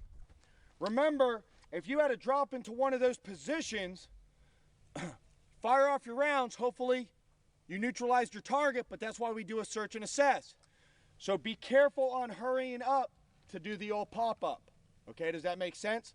We want to see you guys search and assess before you make that commitment to completely pop all the way back up on your feet. All right, so you're going to see a variety of kneeling positions. The goal is to get there quickly, all right?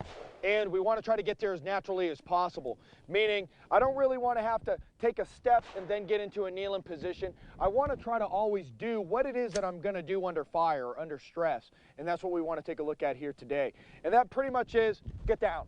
You know, you just drop pretty much right to your knee at that point. And when we look at that, I'm in this position here, something happens, I'm going to have to make a little bit of movement and adjust my feet on the fly as it happens. So I'm not going to be able to just simply go right down and try to get down, because you see this is straight down. That is not comfortable to me. But if I'm in this position and I explode down, I'm pretty much trying to drop in a straight line. This leg's jetted back just a little bit, trying to get as stable as possible. I'm not going to worry about trying to tuck this one back up underneath and shoot. I'm being fired at. I need to hurry up and return fire. And if you have me try to get into this position, one, I probably won't do it under fire. I will probably not take the time to wrap this thing up underneath my ass when I'm being shot at. I'm probably just going to try to get down on my knee as fast as possible and get rounds on the threat as fast as possible. So since that's what we're probably going to be doing, we might as well practice that. So what this particular drill is going to look like, I'm here, I'm in this position, get all tucked in, right where you need to be. And as you can see, I can also, if I have to, as I'm dropping down, my upper body's still in the same position. So as I'm dropping, if my dart is there, I can engage it all the way down. Don't stand up right away. Make sure you're okay. Make sure your buddies are there. When you stand up, I want you guys standing up and getting in the habit of still locking this thing in, still looking around. So don't just stand up and then, there's a point in where you can shake it off once you finish the drill. As soon as the drill's done, if you need to just relax for a minute, work it out, do so. But as far as once you go to a knee, then you go standing, stay in the game, okay? Just for a few more seconds, and then you can relax from there. All right, guys, gals, let's practice it. 2 rounds on your target, 2 rounds on your partners. Bust them.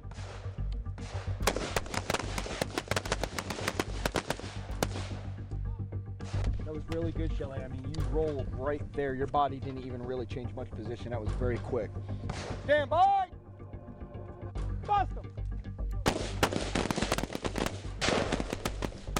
If you're in this position right here, as soon as you go to square up, just drop and engage. What you basically did is, as you're doing this, stop, put this leg back, then drop to the knee. Okay. If you're here, you start to turn, drop right into position, okay?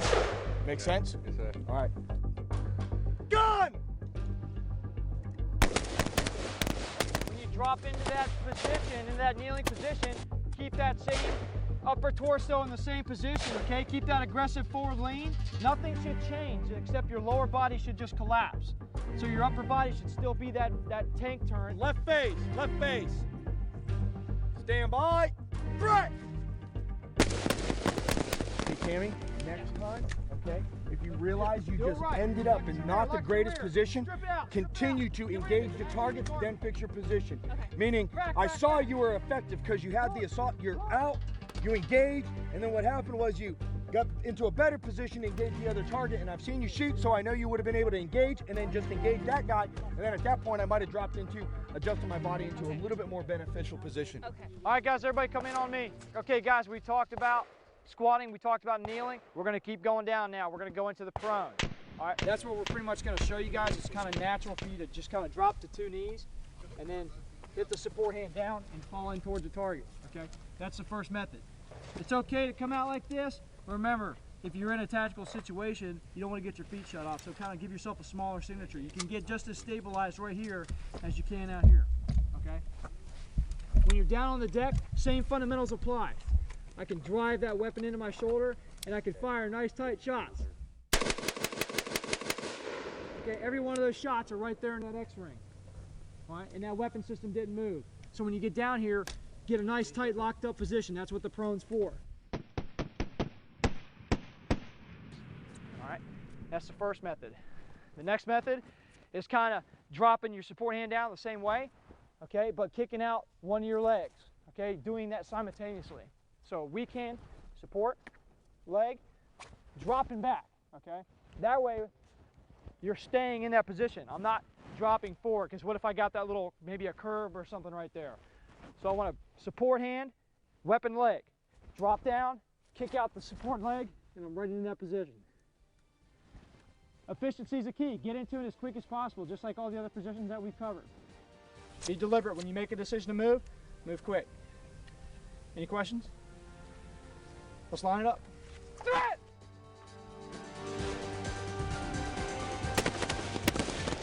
Tighten that gun up. I'm seeing guns bouncing a lot down in the front. That gun shouldn't move at all.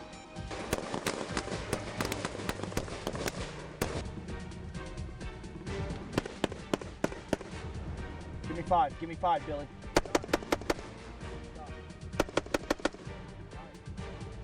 When it's time to get up, all right, I'm gonna get up the same way in reverse.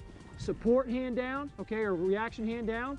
I'm gonna drive up, come to a knee, search and assess, because you don't want to stand up into that volley of fire, just so go ahead and get a good situational awareness from here, and then continue to stand, search and assess again, and then you can relax. All right, we just talked about the prone position. Now we're going to get into some modified prones, okay? There's basically 2 different methods. What this next position I'm going to show you does is allows you to get the muzzle closer to the deck. Say if you had to shoot under a car, under a bed. Okay, it's kind of the hardest thing for people to do. Support hand, you got to think support hand and weapon knee, all right?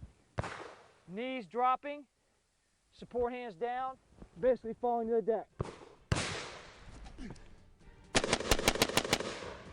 And then I want to get back up behind cover.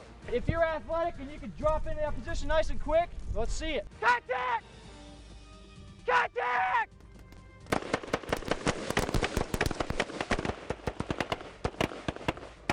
All the way down, all the way down, all the way down, all the way down. Roll your body forward on the gun. You feel the difference? You still have to keep control of your muzzles. You can't just start sweeping that muzzle to the right. Guys, that's the modified or urban prone to the weapon side. Okay, but we know combat is not always going to be to the weapon side or defensive shoot. The situation may dictate where you need to go to your reaction side. Okay, so we're going to do that next. Okay, dropping down. Okay, support or reaction knee, reaction hand. Boom, falling right into it.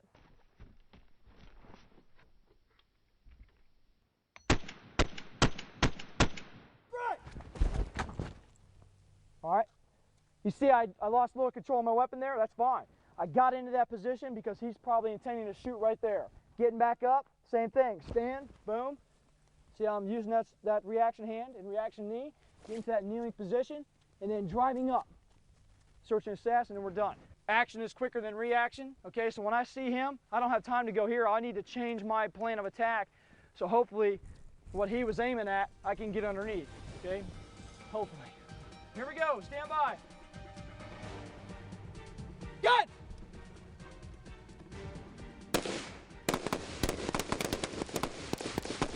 Because when that gun recoils, it's going to push you back like this. So we got to drive that forward, you know what I mean? Tuck that weapon in, and when you fire, you can fire fast if you need to. All right, here we go. Start!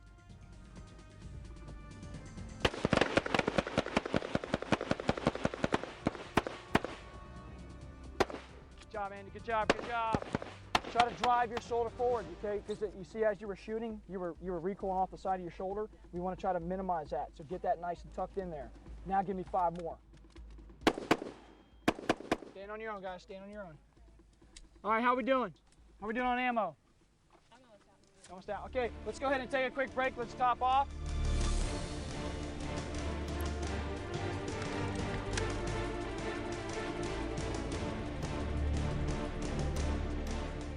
All right, I'm gonna give you guys a demonstration. Travis is gonna run me on this drill. What's basically gonna happen is I'm gonna say moving, moving, move. My gun will be on fire at this point. As soon as he says move, I'm gonna engage my safety. When he calls threat, gun, bust him, whatever it is that he chooses to use, I will disengage my safety, bring my gun up, and engage the target. I'll do my search and assess. After I'm done doing my search and assess, at that point, I will say moving. He'll say move. I'll do the same thing, put the gun back on safe, make movement as if I was moving in my house from point A to point B. Whenever I do feel that I'm about to engage a possible threat, I'll disengage my safety. Like for instance, if I'm searching, moving around a corner of a wall, my thumb's right there, I'm about to break cover, disengage the safety, look, engage, hey, we're good to go. Throw the safety on, I'm walking down the hallway. You know, there's pros and cons to everything. Somebody comes out, I disengage, whoo, man, you know, you get into a lot of the military law enforcement side of the house, you can get into a lot of blue on blue situations. So running your safety is not running it any slower than if I leave it on fire. But if I gotta go hands on real quick, do some different things, it's always good to be in the habit of working that safety and manipulating that safety system. If you can successfully move and engage that target while moving, then do so. But if that target's so small or so far away that it's gonna take you 1, 2, 3, maybe four steps to get bullets downrange, then maybe you just need to stop, engage that, or suppress it, and then make movement again. And then just figure out how you're gonna do that from point A to point B. Couple things, when I make movement, as I move, I'm using I have a bend in my knee. You know, there's a heel toe method right here. If for some reason you need to take a critical shot and you do not like this technique, then you could probably pause, bang, bang, and work it like that. It's a little unnatural, kind of lifting your leg up off the ground. Some people do it, but you're gonna have to figure out what works for you. I'm trying to keep my upper body as straight as possible so that all that I'm doing is looking over the top of my optic. I'm looking over the top of my optic, it's only slightly below my eye level, and then when he calls bust him, I disengage the safety, bring it up, and engage. Does that make sense? A lot of people here have the tendency to look through the tube or the glass while you're making movement. You're gonna lose peripheral vision. So you do not want that to happen, so take your time on this drill. Call it! Moving! Move! Bust them!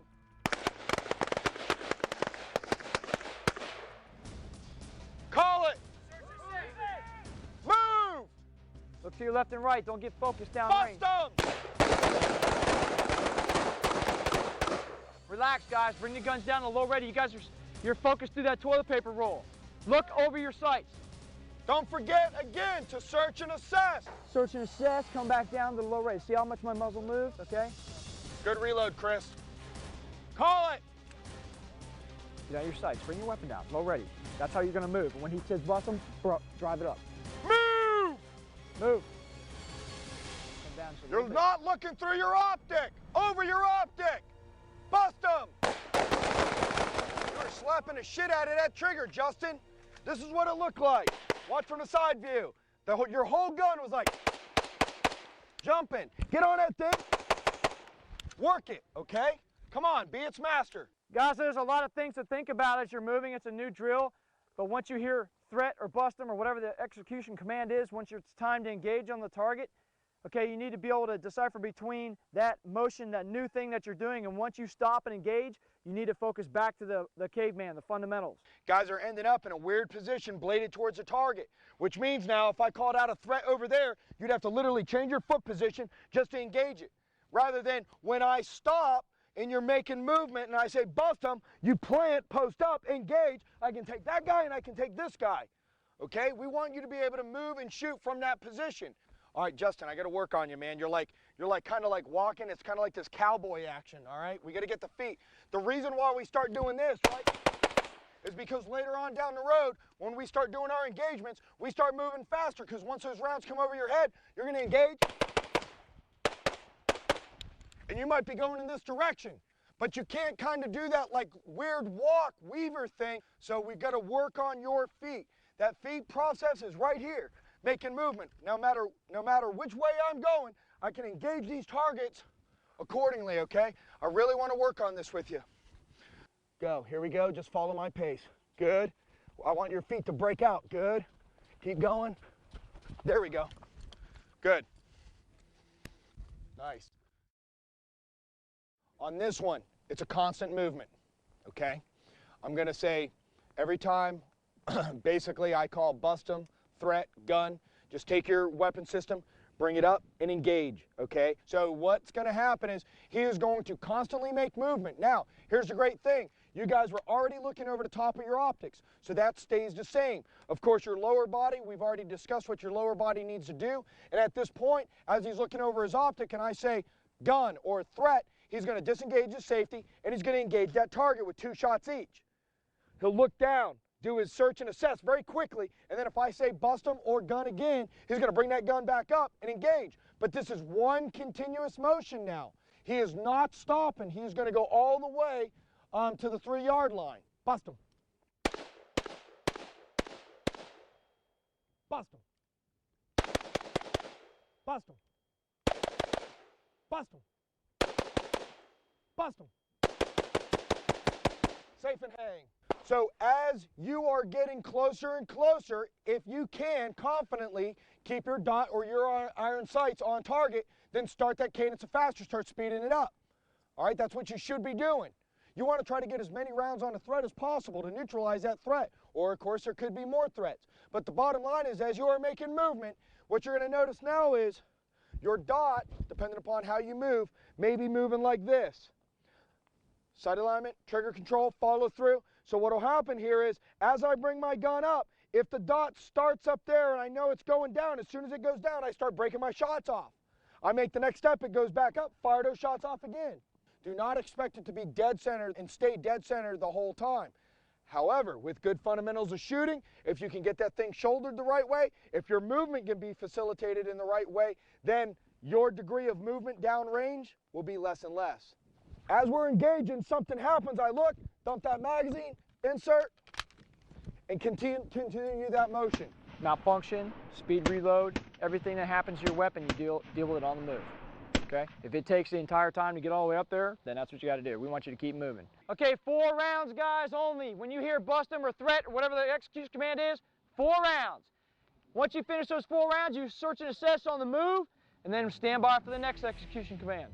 Call it. Moving. Move! Gun! Keep moving! This is a moving drill. Stop freezing up. Only thing that's moving is a gun. Moving. Move! Square up a little bit more. Square up a little bit more. Keep going. You're good now. Keep Bust moving. them! Keep moving. Keep walking. Step naturally. Step naturally. All right, you guys can see that shooting and moving is not just hard, it's harder, right? You got to dry practice this. 90% of your practice is dry. Take this home and continue to do this. You can see where our weak points are. All we can do is build from here.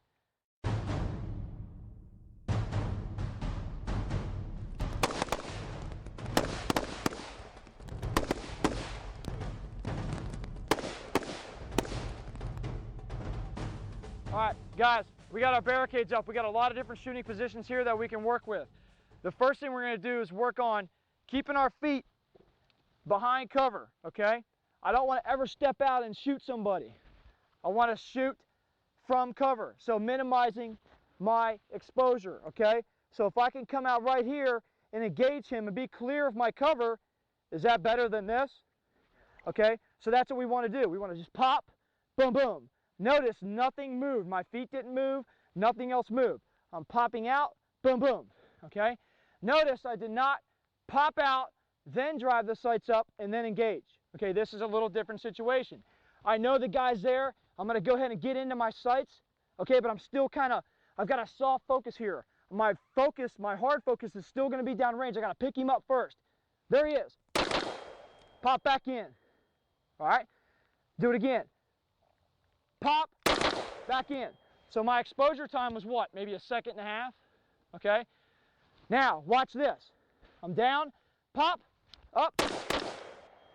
So my exposure time is about 2.5 seconds there, okay? I don't have a stopwatch, but I know it was slower than the first method, so I'm going to utilize the most efficient method. All right, so what we're going to do is we're going to work on that. All right, we'll do that drill first. So we're going to pop out. Safety's going to come off right about here. Boom, boom. Coming back in, safety's going to come on. Okay? To the left side, a little different. We don't like to expose ourselves because now I'm exposing a lot more than what I want to. But hey, I got to get that gun out quick and get it into action. All right? You got to really watch your height over bore here because look what I got. I know I got like 2 inches of good sight alignment, sight picture here, but that barrel is still not clear. So you got to be conscious of where your barrel is, where your muzzle is. And watch my body. I'm rotating out. Boom, boom. You guys see the rotation? All right. If I lean, look how much more of my body I'm exposing. Okay? So if we can rotate, sights clear, muzzle clears. All right? Kneeling out. Sights clear, muzzle clear. Safety on, coming back in. Any questions? All right, think about minimizing your exposure beyond the barricade. That's kind of the key to this. Utilize your fundamentals too. Don't take that shot until you get a good sight alignment, sight picture. Squeeze, bang, follow through, squeeze, bang, follow through. Okay, let's keep working those fundamentals even on these high-speed drills. We're gonna call out a threat and you're gonna lean out, boom, boom. You're gonna come back in, you're gonna wait for the next command, got it? So I'll say either threat right or threat left. Shooters ready, stand by. Threat right. Safety back on, safety back on. Threat right. Keep your thumb on it right now, put your thumb on it. You don't have a high enough pin grip, hold on to it. Get your high pin grip, like that. Threat left. Watch your muzzle. Okay. Right on the edge of that, on that barricade. Right. Left. Boom, boom. Come back in. Boom, boom. Come back in. Okay. Fix it. Fix it. Get it out. Get it out. Fix it. Okay, now you got a double feed. See? Sometimes some solutions will induce more problems. Rack, rack, rack, rack, rack, rack. Okay, you got that wedge. You got a wedge in there. Lock the bolt to the rear. Stick your fingers up in there, make sure it's out. It is. You can visually see it. Go ahead and rack the slide one more time for good measure. Reinsert a magazine. Rack it. Other hand. Good. Now, right! All right, working ports now, guys. We're not going to the left or right anymore. Make every effort to shoot through this port. If you are, what is it, vertically challenged? Okay? If you're vertically challenged, all right, you cannot get that bore over that thing, then we don't want to take that risk and shoot through that reinforced glass, concrete, steel, whatever it is. All right, so you are just going to go into a squat. Now, the key is this triangle. I keep this triangle there for that squatting position. If you center up that dot in the middle of that triangle, look at my muzzle. I'm probably going to shoot right through here, right? Okay? I want to keep that dot towards the high point of this triangle. Working down, low squat. See how I had to rotate the weapon system? That's what this slot's for. It's an abnormal shape. Again, if I'm right here and my dot's clear, my muzzle is not. Be aware of where your muzzle is. That's the point of this drill. I don't want to see any more holes in wood, okay? We're just going to go 2 rounds circle, 2 rounds triangle, 2 rounds slot. When you get here, drop into that urban prone position. You can see how this is not going to work here. Get that elbow tucked underneath. Get a good side-on-side picture. Bores clear. Press, press. When you're done with that, get back up, get behind that cover, pop back up. And then you're going to do it again. 2, 2, 2, and 2. Okay? All right, shooter ready. Stand by. Bust him. Go. Watch that. Watch it. Keep the sights in the top. Good. Slot, squat. Watch your muzzle. Watch your muzzle. Look at your muzzle. Urban prone. Get down. Safety on. Safety on. Okay, be conscious of that safety, guys. Between each position, I want you guys to work that safety. Bust him.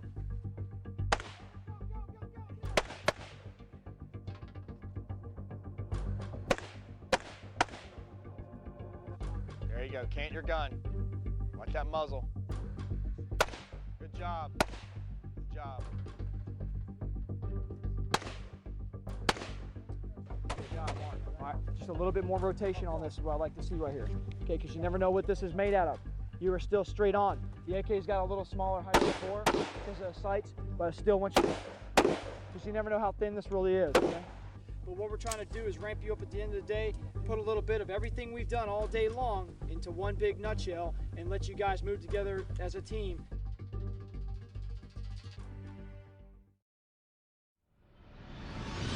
Touch it!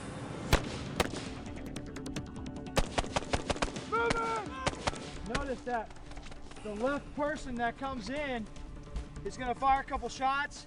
Moving! Move! Then go around your partner. Come into the right side if you were just on the left. Get behind cover. Boom, boom, boom, boom. When this guy hears boom, boom, boom from me, then he's clear. He knows I'm covering him, and he's coming over here. For me, as far as sweeping my muzzle back, I know I have a lot of body parts here, so I'll drop my muzzle down. At the same time, I'll move my weapon leg back to create that distance. Because if I don't, I'm gonna sweep my leg, right? So I'm tucked in. Once I say moving, move! Drop my leg out of the way and make movement.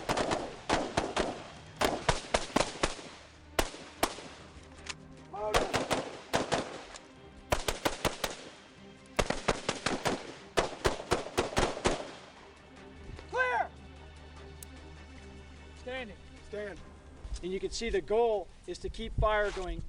You notice our firing never really stopped until we were completely done. There was no lull in shots at all, more than maybe a second or two. So when you say moving, the right guy, side no, shooter just actually, the guy on the left is always requesting permission to move, and that is because we're moving to the right, so we're moving in this direction, which means that I want to get my outside guy making movement to the next piece of cover. Then he takes up that right position and so on and so forth. Now, reality is if I make movement in between here and there, he could have a weapon malfunction. If he does, I'm going to get my gun up and hopefully either be able to neutralize that threat right then on the move or post up, fire a couple quick rounds, and take off. So I can't tell you exactly what you would choose to do because who knows what that scenario is going to be. But we show you techniques so you can negotiate that scenario safely. You're going to always react differently under stress. So it's kind of a test for us to make sure that we've been giving you guys what we need to give you all day long, right here. Because we're going to see how you react under a little bit more stress now. And then if you pass that test, dude, we've done our job. Okay, guys, go ahead and gas them up if you need to. right. Right. Good, nice job. Moving. Move.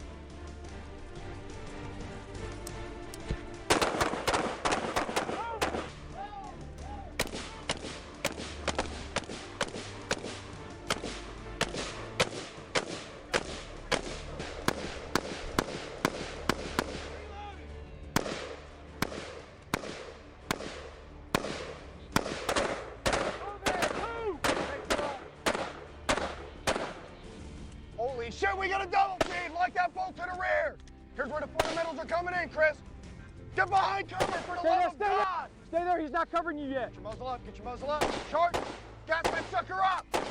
Good spot. Now index, back yourself up. There you go, engage.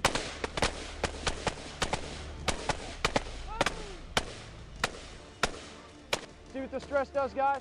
See what it does is forces you to do other things, okay? We got everything. That's what happens. Now, guys, we're in a training environment. We're in a training environment. All we're doing is yelling at you. You think that's loud? That's nothing, man. Wait till it's coming back at you and there's metal shredding and ripping around you. Okay, that sucks. Get behind cover, low. Quick, go up. Get your gun up. Get your gun up. Safety on, safety on. Move. Slow your fire down, slow your fire down. She's not next to you yet. Something's wrong. Okay, here she is. Now you're getting behind. It's kind of like a husband and wife therapy class too, you know?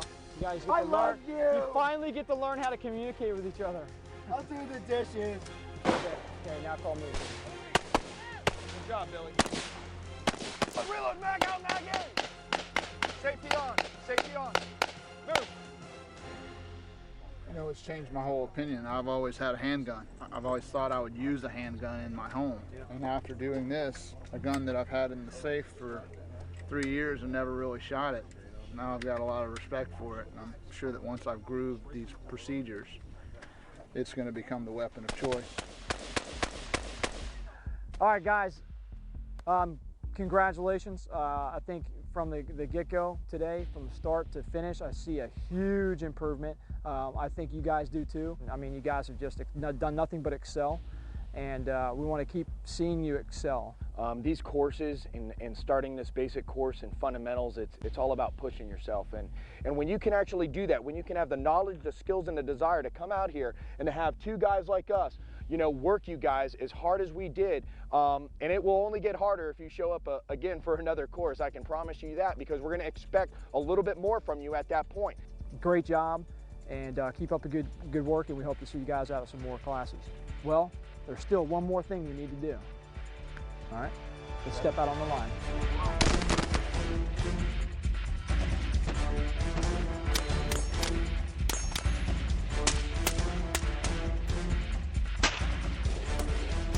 Speed reload, mag out, mag in. Good job, Neil.